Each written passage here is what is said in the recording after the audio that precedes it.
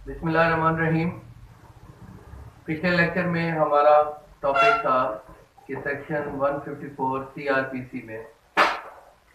हमें क्या करना चाहिए और किस तरह एफआईआर लॉन्च की जाती है। आज का हमारा टॉपिक है कि स्टेटमेंट अंडर सेक्शन 161 की क्या अहमियत है और 161 की स्टेटमेंट से किसी भी मुद्दई को क्या फायदा हो सकता है। सबसे पहले मैं आपको ये बताना चाहूँ कि फर्स्ट इंफॉर्मेशन रिपोर्ट सिर्फ इसलिए होती है कि कोई शख्स जब भी कोई कॉग्निजेबल ऑफेंस देखता है तो उसकी एक इंफॉर्मेशन उस पुलिस स्टेशन को देता है और वो एफआईआर हो जाती है 154 के तहत। अब नेक्स्ट स्टेप जिस पर तमाम इमारत और तमाम बिल्डिंग जो प्रोसिक्यूशन की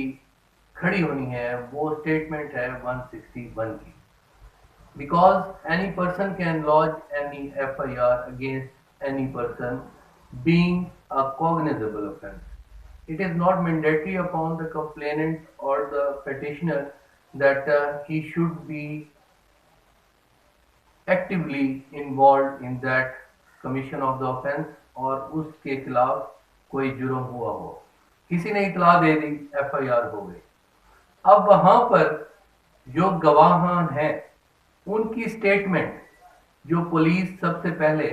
आकर दर्ज करती है after the registration of FIR, वो 161 की स्टेटमेंट होती है। उसमें विटनेसेस उस कॉग्निजेबल ऑफेंस के बारे में बताते हैं कि ये जुर्म हुआ है और इस जुर्म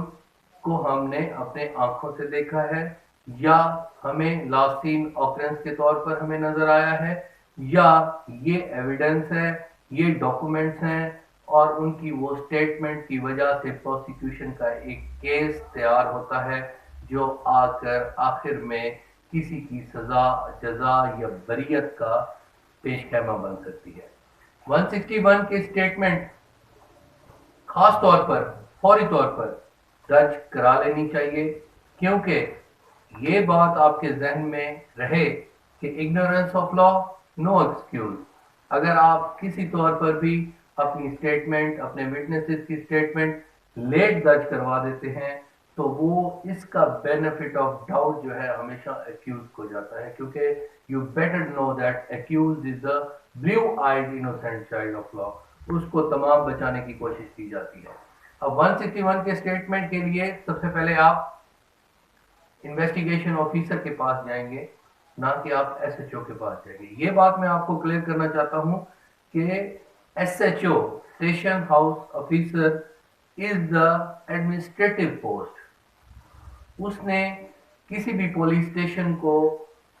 एडमिनिस्ट्रेटिव ग्राउंड पर चलाना होता है। वो तमाम टेक ओवर करता है और तमाम बातें जो पुलिस स्टेशन में हो रही होती हैं उसको लुक आफ्टर करता है। उसका इन्वेस्टिगेशन ऑफिसर के साथ कोई वास्ता नहीं है। ये और बात है कि वो उसे इंस्ट्रक्शन ले, लेकिन that would not be verbally. आप ये देखें कि आपका अब जो है वास्ता है वो सिर्फ और सिर्फ इन्वेस्टिगेशन, जिसको एब्रीवेशन के तौर पर हम आईओ कहते हैं। तो उसके पास आप पहुंचेंगे, उसको फौरी तौर पर बयानात रिकॉर्ड कराने हैं। बयानात रिकॉर्ड कराना बहुत ज्यादा अहमियत होती है क्योंकि अगर आप सही तरीके से बयान अपने कलम बंद नहीं करेंगे तो वो स्टेटमेंट आपके खिलाफ भी जा सकती है। उसमें खास तौर पर इस चीज का ख्याल रखना है कि time of occurrence, place of occurrence और आपके विटनेसेस का हवाला। अब ये जरूरी नहीं है कि आप ये कह दें कि जो आपका विटनेस है वो सिर्फ अपनी गवाही दे जी मैं वहां पर मौजूद था। उसने अपने साथ जो दूसरे भी लोग मौजूद हैं उनके बारे में भी बताना है कि वो भी मौजूद था, क्योंकि उनकी बाद में कोलैबोरेशन होनी है, उनकी आपस में कोलैबोरेशन होनी है, उनका आपस में तकाबुल होना है अदालत में। कि मिसाल के तौर पर एक विटनेस ने कहा कि मैं 3 बजे वहां मौजूद था।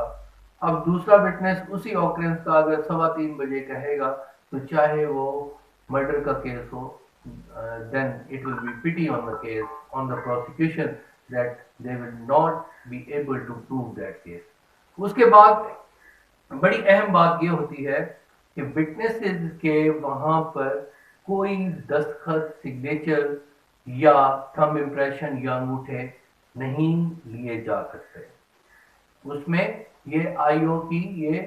अथॉरिटी नहीं है कि वो आपके अंगूठे जात या दस्तखत या कोई और चीज वसूल करे, क्योंकि अगर वो वसूल करता है तो क्रिमिनल प्रोसीजर कोड में ऐसी कोई प्रोविजन नहीं है कि आपकी उस स्टेटमेंट पर आपके अंगूठे होंगे। अगर वो आपसे कोई सिग्नेचर या थंब इम्प्रेशन लेना चाहता है तो then you should know that he is going beyond the limits and he want to get something else which is not needed for the prosecution, either he need for himself to for the cause of any other person. अब जब ये बयानात हो जाएंगे तो आपने खास तौर पर अपनी एविडेंस पेश करनी है। उस एविडेंस के तौर पर आपका वो मुकदमा आगे चलेगा। किसी तौर पर भी अगर आप अपनी सच्ची गवाही भी लेट जाकर देते हैं, क्योंकि आपको विजिलेंट रहना है, prosecution should stand on his own footing. इस पर बहुत सारी अथॉरिटीज हैं और हाई कोर्ट और सुप्रीम कोर्ट के बहुत सारी रूलिंग्स हैं कि प्रोसिक्यूशन ने अपने केस को खुद मजबूत करना है। अगर एक वकुआ आज के दिन हो जाता है और उसके विटनेसेस अगर 3 दिन के बाद, चाहे वो जितना भी सच्चा हो, चाहे वो मीडिया रिपोर्टिंग हो चुकी हो, चाहे वो अखबारात में ये खबरें आ चुकी हो, लेकिन 161 की स्टेटमेंट अगर 3 दिन बाद या 1 दिन बाद या 2 घंटे के बाद भी आप जाकर रिकॉर्ड करवाते हैं और ये बाद में प्रूव हो जाता है कि these witnesses were present near the police station and the IO was approachable to him, then this would give an evidence against you कि 2 घंटे आप कहाँ करते थे, कहाँ रहते रहे, आपके खिलाफ आपकी चोरी हो गई थी, आपकी डकैती हो गई थी, आपके साथ ये जुल्म हो गया था। अब आप स्टेट की तमाम फंक्शनरीज को लेकर अदालत में आए हुए हैं और पुलिस भी आपके साथ है, तो आप 2 घंटे आप कहाँ रहे? तो you should be vigilant in recording the statement under section 161 at any cost. अब खास तौर पे इस पे forms and there are different forms of 161 statement. कहीं पर ये होता है कि जो गवाह होता है वो चशमदीद गवाह होता है,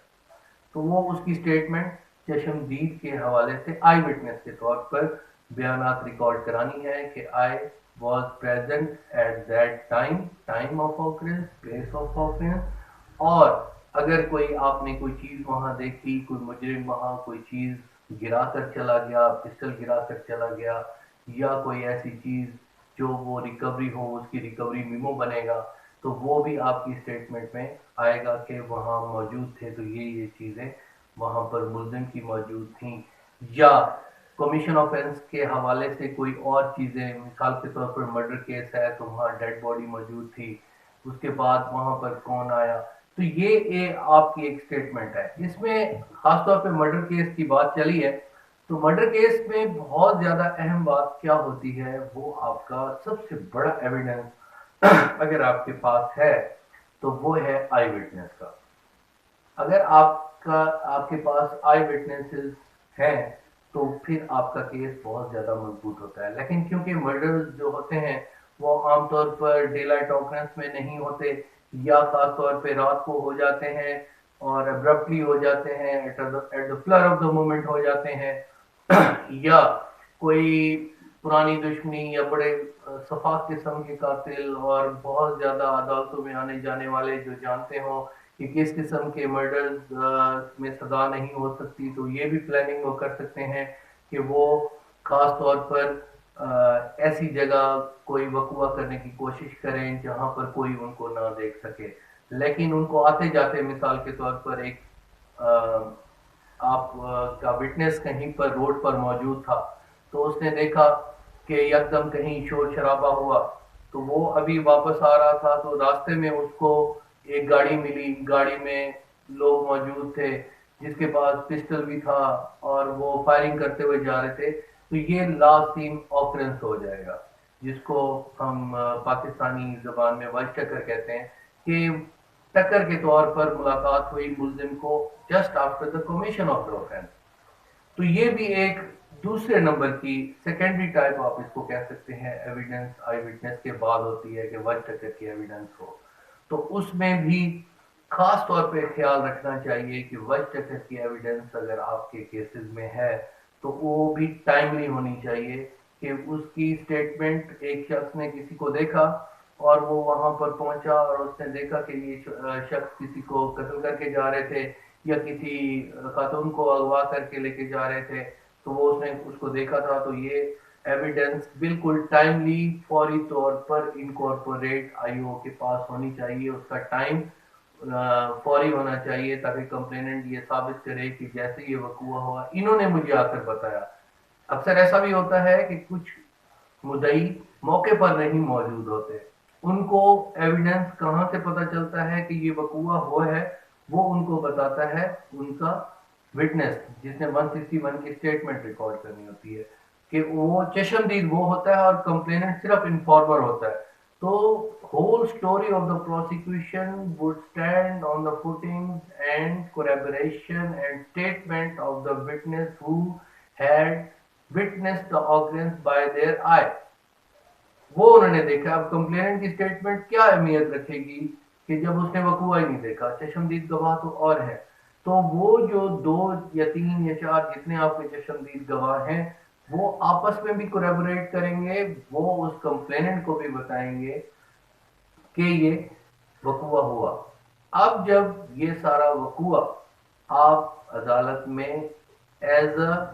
وٹنسز 161 کی سٹیٹمنٹ، بڑی اہم بات جو ہے کہ جب 342 کی سٹیٹمنٹ ریکارڈ ہوتی ہے ایکیوز کی، یا جب ملزم چلان کے بعد عدالت میں پیش ہوتا ہے، تو پیش ہونے کے بعد جب چارج فریم ہوتا ہے تو چارج فریم میں اس کو 161 کی ہی سٹیٹمنٹ دی جاتی ہیں کہ تمہارے اوپر چارج یہ ہے. ایف آئی آر تو وہ وہیں سے حاصل کر سکتا ہے، اس کے علاوہ پولیس فائل سے وہ کچھ اور حاصل نہیں کر سکتا. This means that this evidence has a core value in the formation of the prosecution case. تو 161 کی سٹیٹمنٹ جب ان کو ریکارڈ ملزم کو ملتی ہے تو وہ اس کو پڑھتا ہے، then he is an authority to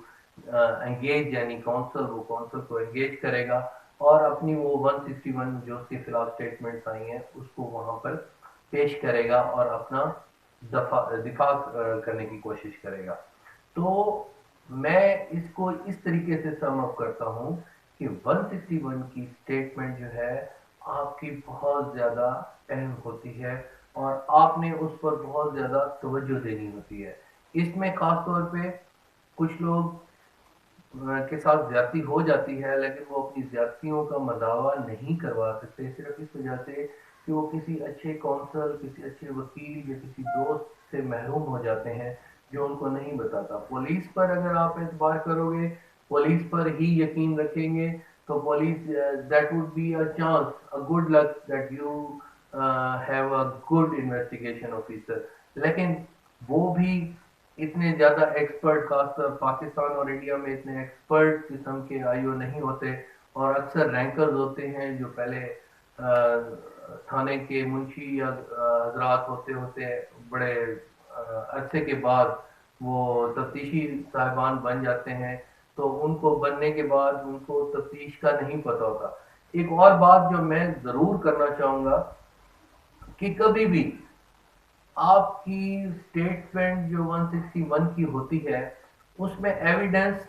جو آپ کا کنفیشن، تیسرا ایک جو ایویڈنس خاص طور پہ وٹنس کا ہوتا ہے، ایک آئی وٹنس، ایک وائس ٹیکر، اور تیسرا جو ہوتا ہے وہ کنفیشن کا بنا لیا جاتا ہے. جیسے مثال کریں